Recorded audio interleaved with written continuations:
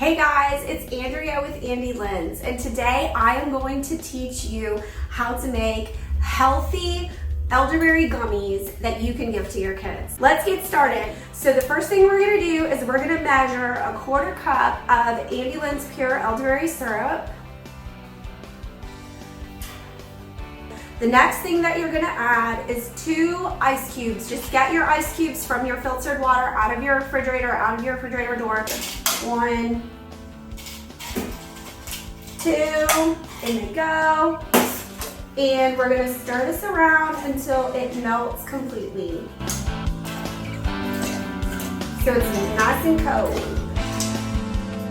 Okay, now that our ice cubes are totally melted, we are going to sprinkle in the gelatin. So what this does is it allows the gelatin to absorb into the elderberry syrup, and it's gonna allow it to bloom. So we're gonna do this, and this is the hardest part of the recipe is because you have to wait.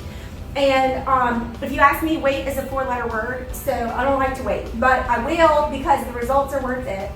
So I'm just gonna sprinkle this gelatin like all in the bowl. What's happening is that the elderberry syrup is absorbing the gelatin, okay?